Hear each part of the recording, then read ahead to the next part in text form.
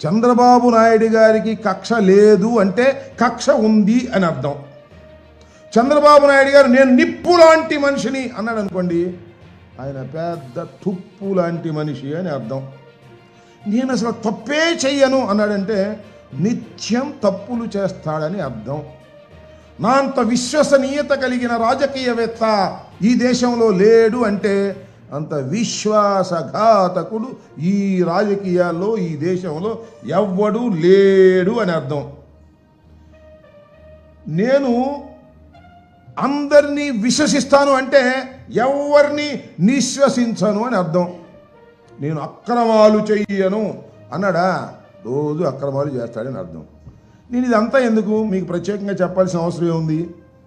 చంద్రబాబు నాయుడు గారు ఉమ్మడి రాష్ట్రం అయిపోయిన తర్వాత విడిపోయిన తర్వాత హైదరాబాద్లో ఒక ఎమ్మెల్సీని కొనడం కోసం డబ్బులు సరఫరా చేస్తూ లైవ్లో దొరికిపోయాడు.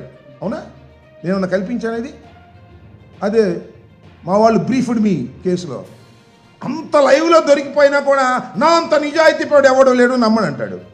ఈ పత్రికలేమో వాళ్ళు చంద్రబాబు నాయుడు గారు అంత నిజాయితీ పరులు ఎవరు లేరండి, ఈ భారత రాజకీయాల్లో ఆయనంత స్వచ్ఛమైనటువంటి రాజకీయ నాయకుడు ఎవరు లేరు అని చెప్తాడు. మనం నమ్మాలి. అంత పెద్దగా లైవ్లో దొరికిపోయినా కూడా మహానుభావుడు భలే మేనేజ్ చేసుకుంటాడులే.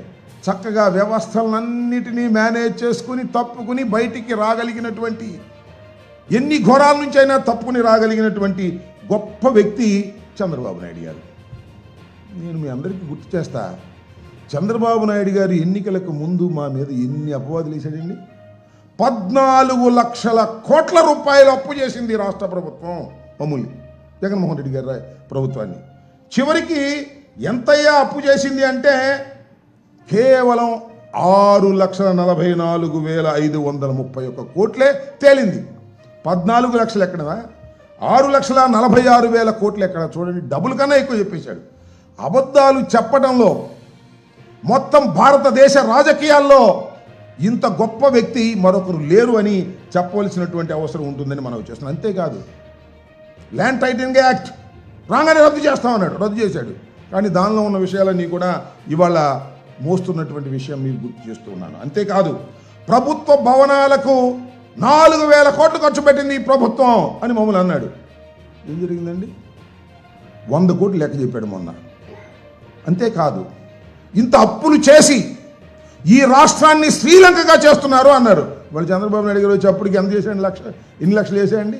1,09,000 కోట్ల రూపాయలు ఈ రోజుకి అప్పు చేసినటువంటి ఘనుడు నారా చంద్రబాబు నాయుడు గారు. అసలు విశ్వసనీయత గురించి మాట్లాడే హక్కు నారా చంద్రబాబు నాయుడు గారికి లేదు అని ఈ సందర్భంగా నేను చెప్తూ ఉన్నా. మీరు చూశారు, 4 సార్లు ముఖ్యమంత్రి అయ్యాడు. ఒకసారి కాదు, 4 సార్లు అయ్యాడు.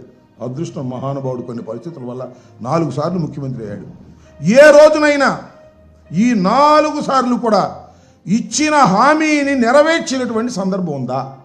ఒక్కరోజు కూడా ఏదైతే మేనిఫెస్టోలో పెట్టాడో ఆ మేనిఫెస్టోలో పెట్టినటువంటి అంశాలను పూర్తిగా కానీ సగం కానీ పావు వంతు కానీ ఆచరించినటువంటి విశ్వాసఘాతకుడు నారా చంద్రబాబు నాయుడు గారు.